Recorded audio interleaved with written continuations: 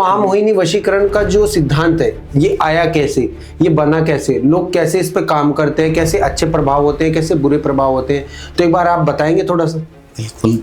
देखो, ऐसा महामोहिनी जो वशीकरण मंत्र जो है आज से नहीं, मतलब बहुत से पुराने टाइम से चला हुआ है। ये भगवान विष्णु की देन है। जब भगवान शंकर ने भस्मासुर को जब एक कड़ा दिया था, तो जब वो असुरों को भस्म करने लग गया, भगवान शंकर के सामने जब वो चलने लग गया, तो भगवान विष्णु ने एक मोहिनी रूप बनाया था। तो भगवान विष्णु ने जैसे मोहिनी रूप उसके पार्वती का उसके सामने बनाने के कारण वो खुद मोहित हो गया भस्मासुर।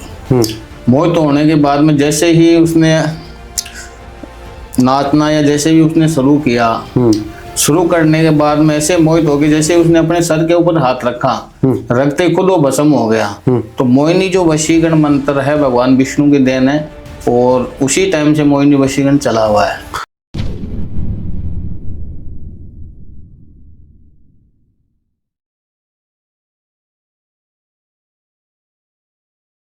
हेलो दोस्तों, कैसे हैं आप सब। तो आप सभी लोगों ने हमें इतना प्यार दिया, आप सभी लोगों के हमें कमेंट आए। जी हाँ, आप सभी लोगों ने हमें बताया कि हमें एक वीडियो बनानी चाहिए महामोहिनी वशीकरण पर, जो इन्फॉर्मेशन आप तक अच्छे से पहुंचनी चाहिए। जी हाँ, ये सारी वीडियो एक ऐसी इन्फॉर्मेशन है जो आप लोगों तक एक जाती है कि कैसे काम करता है, कैसे नहीं काम करता है, इनका मिथ क्या है, तथ्य क्या है, असल जिंदगी में कैसे प्रभाव डालती हैं। सो आज उसी के साथ हमारे साथ हैं ललित जी। ललित जी, मैं आपका स्वागत करता हूं कि आपने महामोहिनी वशीकरण के बारे में जो हमें बताया था वो काफी सुन के हमें बहुत अच्छा लगा। सो महामोहिनी वशीकरण का जो सिद्धांत है ये आया कैसे, ये बना कैसे, लोग कैसे इस पे काम करते हैं, कैसे अच्छे प्रभाव होते हैं, कैसे बुरे प्रभाव होते हैं, तो एक बार आप बताएंगे थोड़ा सा। बिल्कुल। देखो, ऐसा महामोहिनी जो वशीकरण मंत्र जो है आज से नहीं, मतलब बहुत से पुराने टाइम से चला हुआ है। ये भगवान विष्णु की देन है। जब भगवान शंकर ने भस्मासुर को जब एक कड़ा दिया था, तो जब वो असुरों को भस्म करने लग गया, भगवान शंकर के सामने जब वो चलने लग गया, तो भगवान विष्णु ने एक मोहिनी रूप बनाया था। तो भगवान विष्णु ने जैसे मोहिनी रूप उसके पार्वती का उसके सामने बनाने के कारण वो खुद मोहित हो गया भस्मासुर। मोहित होने के बाद में जैसे ही उसने नाचना या जैसे भी उसने शुरू करने के बाद में ऐसे मोहित हो गए जैसे उसने अपने सर के ऊपर हाथ रखा, रखते खुद वो भस्म हो गया। तो मोहिनी जो वशीकरण मंत्र है भगवान विष्णु की देन है, और उसी टाइम से मोहिनी वशीकरण चला हुआ है। तो मतलब आप कहना चाहते हैं कि महामोहिनी वशीकरण जो है वो हमारे पूर्व से चला आ रहा है, जैसे भगवान का मिथ। तो ये लोग बहुत आजकल करते हैं, इनमें सबसे ज्यादा मिथ क्या है कि ये कैसे लोगों के हमारे आम जीवन में कैसे काम करेगा, अगर करेगा तो? देखो, इसमें करने के कई से तरीके हैं, जिसमें महादेव की कृपा से मतलब महामोहिनी वशीकरण मंत्र किया जाए। इनके बार तिथि मुहूर्त कुछ होते हैं, उसके अनुकूल अगर ये किया जाए तो ये कुछ टाइम के अंदर लागू हो जाता है। इसकी कोई ज्यादा प्रक्रिया भी नहीं होती, 10 से 12 दिन के बीच में ये चीजें लागू हो जाती है। पर इनकी कुछ टाइमिंग होती है, कुछ बार तिथि मुहूर्त है, उसके अनुसार ये चीजें मतलब लागू होती है। महामोहिनी वशीकरण कई प्रकार के होते हैं, जिसमें मतलब ये लागू हो जाए। कुछ चीजें तो ऐसी होती है कि कुछ टाइम के लिए लागू होती हैं, कुछ ऐसी होती है जो बचपन से उन चीजों से कुछ प्रभावित होते हैं इंसान। तो बचपन से जो चीज से प्रभावित जो होते हैं उनमें कई सी चीजें जो है मतलब उनको हावी कर रखती है। अगर वो किसी के सामने जाता है या किसी से बातचीत करता है तो वो एकदम से उसको मतलब आकर्षित कर लेगा। तो उसमें कुछ ऊर्जा होती है उन चीजों की। तो ये जो चीजें होती है इनको अर्धरात्रि के समय में या बार तिथि के अनुसार जो चीजें करी जा रही है उसके अनुकूल महामोहिनी वशीकरण मंत्र होता है। क्या महामोहिनी वशीकरण से ऐसे भी कुछ गलत कार्य होते हैं? महामोहिनी वशीकरण गलत कार्यों के लिए नहीं किया जाता, अच्छे कार्यों के लिए ही किया जाता है। आपने कभी किसी के लिए किया है? हमारे पास में कई से भक्तजन हैं और पता नहीं कहाँ से हैं जिनके लिए किया है, जिनके आज किसी का मतलब घर बैसा है या किसी का कोई काम हुआ है या किसी का घर टूटने वाला है, उनके लिए किया। तो उन चीज़ों पे परफेक्ट तरीके से वो चीज़ भी लागू हुई है और उन चीज़ का अपने को बेनिफिट भी मिला है। तो आप ये चीजें मतलब अगर मैं वन वे में बात करूं तो ये होती किस तरीके से स्टार्ट है, मतलब एक स्टेप बाय स्टेप एक बार थोड़ा सा रूटीन में बताएंगे कि महामोहिनी वशीकरण का रूल्स पहले दिन ये रहता है, दूसरे दिन, तीसरे दिन, या जो भी इनका प्रोसेस है? इसमें जो 10 से 12 दिन की जो क्रिया होती है, इस क्रिया के बीच में क्या होता है, 72 घंटों के बाद में या 24 घंटे के बाद में उसके ऊपर असर शुरू हो जाता है। और 24 घंटों के बाद असर शुरू हो जाता है, जिसके लिए अपन करते हैं तो अपनी वाणी बोलने लग जाएगा। जैसा हम कहेंगे उस हिसाब से अपने ऊपर मोहित रहेगा। जो चीज हम उसको बोलना चाहेंगे उससे पहले उसके दिमाग में वो चीज आ जाएगी। इस हिसाब से जिसके लिए करते हैं मोहित हो जाता है।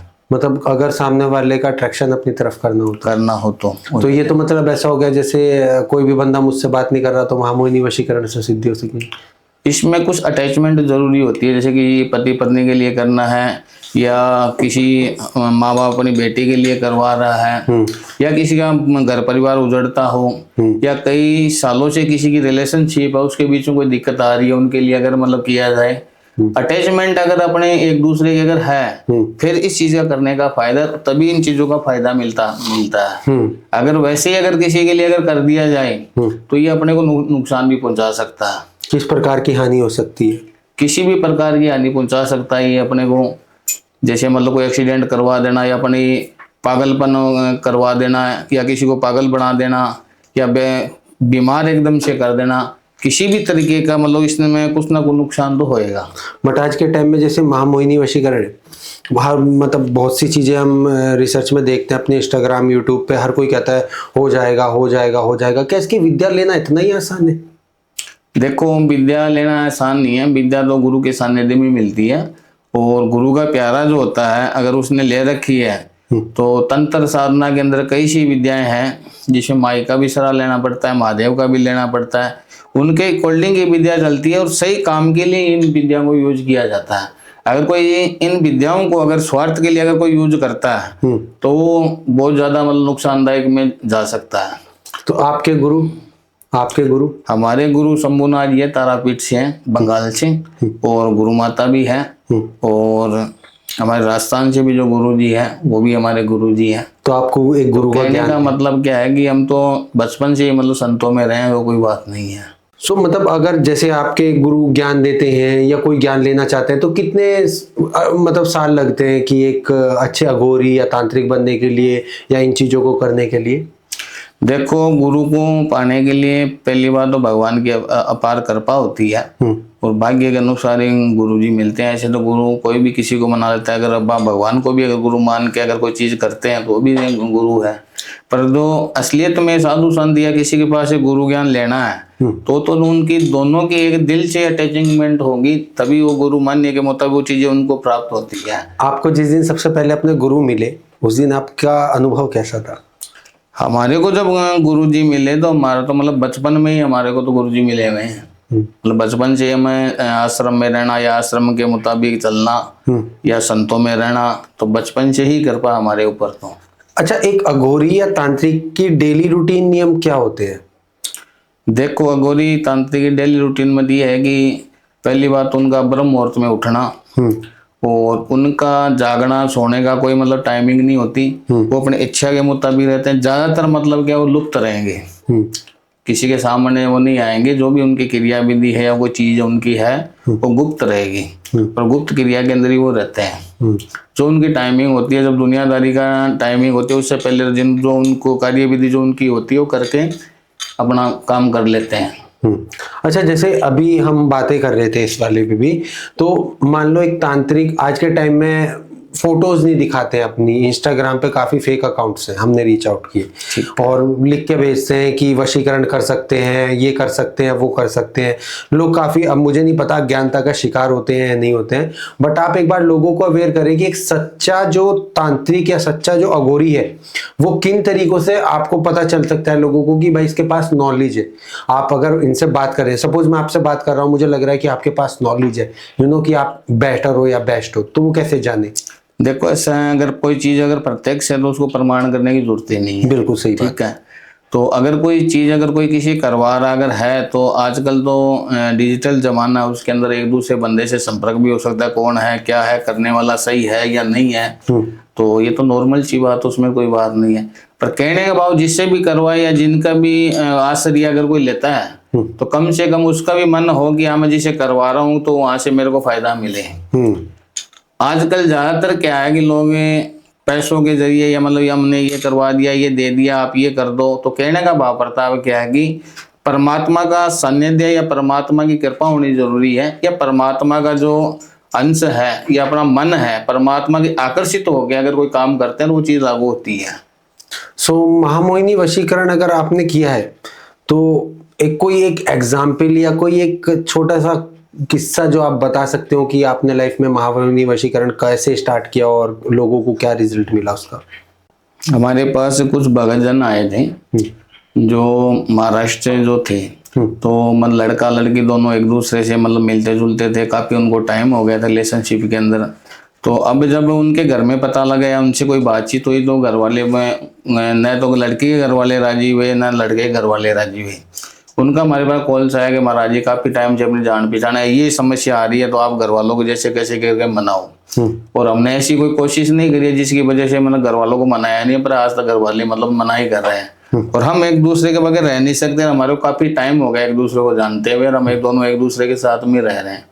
तो ऐसे करके उन्होंने मेरे से बातचीत करी, फिर उनको महामोहिनी वशीकरण की प्रक्रिया उनको मैंने बताई कि भी शिवालय के अंदर जाके आपको सुबह सुबह ये काम करना है, या मैं आपको कुछ चीज वस्तु देता हूँ, या इस विधि के अनुसार 10-12 दिन की विधि है तो इसके अंदर 15 दिन के अंदर अंदर अपने को रिजल्ट मिल जाएगा, जिसके अंदर आपके दोनों के जो माता पिता वो भी राजी हो जाएंगे, आप भी दोनों एक दूसरे को मना लोगे। तो जैसे ही उनका 10-15-20 दिन का अगर टाइम निकला, उसके बीच में माता पिता भी तो मान गए और आज एकदम दोनों परिवार को मंगल है। मतलब शिवजी जी ने मन चाहा तो उनको पूरा हुआ। बिल्कुल। अच्छा, महामोहिनी वशीकरण में मतलब कुछ सी मिथ ऐसी रहती है कि मतलब कि कोई गलत कार्य होता हो या कुछ ऐसी गलत प्रक्रियाएं होती हो, ऐसा तो कुछ नहीं। देखो, महामोहिनी जो वशीकरण मंत्र है इसमें भगवान शंकर की अपार कृपा रहती है, माता पार्वती की रहती है। तो इसके अंदर ऐसी कोई गलत क्रिया नहीं कर सकते कि जिनके अंदर कोई अगर गलत कर रहा है तो उसको भुगतना खुद को ही पड़ेगा, दूसरा कोई नहीं भुगतेगा। और गलत पैर अगर कोई कर भी देता है तो किसी के लिए नहीं कर रहा, अपने लिए नहीं कर रहा है। अगर कोई करवा रहा है, अगर किसी लालच में कोई कर भी रहा है तो वो आगे उसको बहुत ज्यादा नुकसान के अंदर लेके जाएगी। वो परिवार भी खत्म कर सकती है, पागल भी बना सकती है, बीमार भी कर सकती है। हो सके तो ये चीजें बिगड़ने के बाद में कम से कम 10-12 साल लग जाते हैं। कोई गुरुद्वारा मंदिर मस्जिद के अंदर चले जाओ, इसका कोई इलाज भी नहीं है बिगड़ने के बाद में।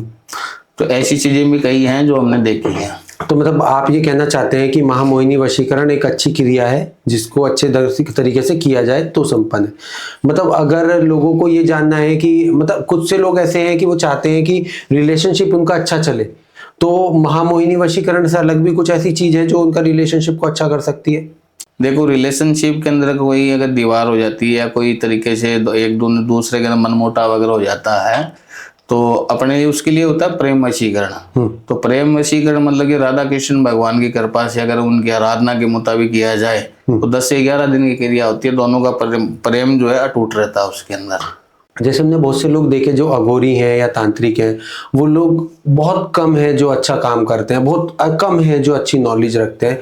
आपकी नॉलेज हमें अच्छी लगी है, ऐसा नहीं है, बट उन चीजों में लोगों का जो तथ्य है, लोग कहते हैं कि कोई मंत्र या कोई इस तरीके की, तो अगर कोई मंत्र सपोज हम यहाँ पे बताते हैं, क्या वो मंत्र लोगों के लिए अभी काम करेगा या नहीं करेगा? देखो, मंत्र तो गुरु से ही लिया जाता है। अगर वशीकरण किया किसी और चीज की अगर मंत्र अगर कोई करना चाहता है तो नहीं करना चाहिए। मंत्र तो ये है कि गुरु की कृपा से मिलता है और वही मंत्र उसको करना चाहिए। तो मंत्र लिया जाता है गुरु की कृपा से और वही मंत्र उसको आगे जाके बढ़ा। उसके बाद में अगर कोई साधना विधि गुरु के सानिध्य में रह के अगर कोई करता है वो चीज परफेक्ट तरीके से उसके ऊपर लागू होती है। मतलब बहुत से लोग इंस्टा रील्स या फेसबुक पे देख के ना छोटी छोटी रेमेडीज करना स्टार्ट कर देते हैं कि ये मंत्र का जाप करो, ये देखो पत्ते पे सिंदूर रख दिया, कुछ इस तरीके की चीजें। तो क्या ये इफेक्ट करती है? देखो, पत्ते के ऊपर सिंदूर रख दिया, लौंग रख दिया, इलायची रख दिए, या कुछ चीजें किताबों में या यूट्यूब में देख के गूगल पे सर्च कर रहे हैं तो उनको नुकसान की ओर लेके जाएगा, उनका रास्ता भटकाएगा। और तंत्र की तो वो डिमांड है जिनकी कोई सीमाएं नहीं है। अगर कुछ चीजें आप अच्छे के लिए आप कर रहे हो, उस चीज में आपको लगा तो आपको ये लगेगा मैं ये करने के बाद पता नहीं मैं क्या कर लूंगा, तो वो चीज एक बढ़ावा देगी पर वो उनको नुकसान की ओर लेके जाएगी, फायदे की ओर नहीं लेके जाएगी। क्योंकि अगर साधना विधि अगर किसी भी चीज का अगर कुछ करना है तो उसमें गुरु तो जरूरी है, बिना गुरु तो ये चीजें होती नहीं है। अगर ये ऐसे ही अगर कोई कर रहे हैं तो ये देख लो नुकसान की ओर ही जा रहे हैं। सो उम्मीद है आपको ये पॉडकास्ट बहुत अच्छा लगा होगा। अगर आपके इससे भी रिलेटेड कोई सवाल हो कि आपको अब और जानना है तो आप हमें डीएम जरूर करो। टीवीटी का जो कांटेक्ट नंबर है 8448801064, उस पर आप सवाल अपने फीडबैक्स जरूर दे। हमें आपके सवाल और फीडबैक्स का जरूर इंतजार रहेगा। सो इसी के साथ जुड़े रहिए, बने रहिए टीवीटी पॉडकास्ट में। थैंक